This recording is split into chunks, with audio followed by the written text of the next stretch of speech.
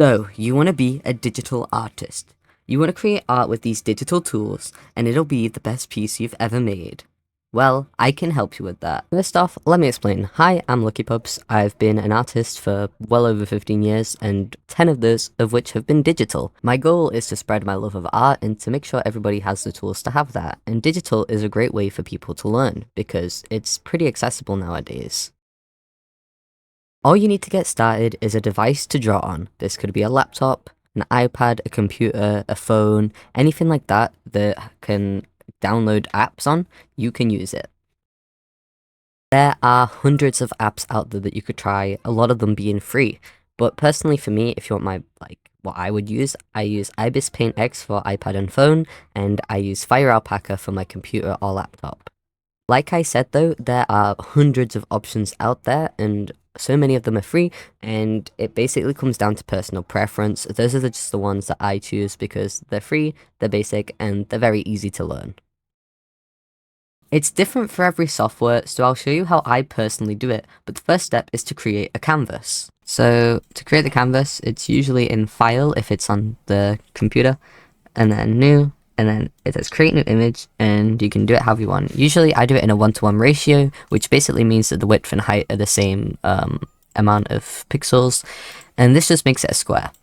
I prefer square canvases, but it's up to like you on what you use. You know, everyone's got their own ideas for art, and each piece like requires a different canvas, so it totally depends on what you want to use. The next thing that you can like look at is the brushes. So there's so many different brush types to go for.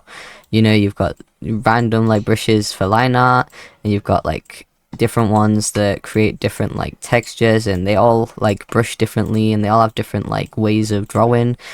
Some of them are just like pre-existing like chains and stuff. Some of them blend better, some of them have like different textures. If you zoom in, they have like more texture, and if you zoom in, they like zoom out, they have less texture. And it's just like trying to find out which one works best for you. I prefer to use watercolor pens for if I'm doing like what do you call it, for like chibi work or like more soft art. But like I said, it's all personal preference. Art is always personal preference, and there's no like wrong way to do art, unless you're going for like realism, and in which case there are some ways you could go wrong, but usually there's no way to go wrong with art. The next thing we're going to talk about is the color wheel. Yeah, so in most programs you'll have a square that looks like this, and basically this is the color wheel. So the more to the right it is the more vibrant and saturated. The more to the left is the less saturated. Up is the more brighter colors, and down is darker. And this is like the same for every color, no matter what color you choose to use. And yeah, that's the color wheel. It's like super basic, but I thought I'd tell you about it. It's pretty much the same on most programs. Some programs have like predefined palettes, some have color palettes that you can like create yourself, and you can create custom color palettes. So if you want to save colors, and you want like you draw the same character over and over again, and you don't want to like have to get the colors, you can put them in a color palette, and that makes art a lot easier. The next thing I want to talk about when it comes to digital art is layers. Layers are super important. I'm not gonna lie, they're super useful. They're basically how people separate their sketches, line art, and color and shading, so that it doesn't all like blend together and like make it really difficult for you, and you don't have to like go back and erase like each bit like slow, like painstakingly slow. So yeah, this is layers, so you can create as many layers as you want, or as many as your device can handle basically. And yeah, they're super easy to use. In most programs you can move them up and down. So for example, like you can also change the opacity. So say you drew something and you want it to be like a sketch, and you don't want to see it that much, you can change the opacity. And yeah, you can also like merge the layers together. So if you did like, I don't know, say you did like your line art, and then you wanted to color it, and you just like I'm doing really badly color it right now. You wanted to color it, and then you wanted it on the same layer. There's usually a tool for flattening it, and that's merging the layers together. And yeah, it's very interesting, I think. But yeah, that's layers. You can also duplicate layers, create folders in most programs. And like I said, this program is Fire Alpaca. I use it all the time. It is a free software, and it's so good. There's like the shop for brushes, there's brush groups that you can make folders and organize your stuff, but I don't do that because I'm lazy. And yeah, The next thing that I want to show you is the select tool. Okay, so the select tool is actually a really cool tool, I guess. So you've got the magic wand, which will automatically select, kind of like the bucket tool. It will automatically select anything that you pick within the range, and then you can just like color in. Oh, you can just like color in, and then it won't get on the back. And then if you remove that, then you can draw again. But it kind of just makes it so you don't go out of the line, basically. But another thing you can do with the select tool is you can transform. Now, transforming is just a really cool way to like move your things about without messing with the other things, and you can like spin it round, stretch it, do whatever. And I do this a lot when I'm like refiguring anatomy and like checking the proportions, and it's just a really good way without having to like redraw the same piece over and over again. And that's why the select tool is really cool. And those are the basics of digital art, I'd suppose. Like those are the three main things I use personally. So yeah. The short answer for the question is basically just practice. Just do a lot of drawing. A lot of drawing.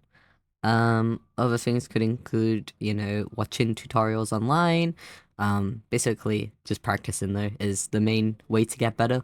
For me, the most important part of drawing and making art is making sure I have fun when I create. Just like video creation and story writing, you can tell when someone's not having fun with the art. It tends to feel like it lacks emotion, makes the art kind of dull. And the way I have fun when creating art is to draw things that I'm interested in. Characters, hobbies, shows, things like that. But also to use like a variety of different brushes to create more textures. Since my favorite types of art are ones where you can see those minuscule details. But obviously it's different for everyone because everyone has a different preference in art. But basically just have fun when you're creating art and your art is sure to get better. A lot of reasons you should choose digital art over traditional. Either way, it doesn't really matter as long as you're creating and as long as you're enjoying like creating.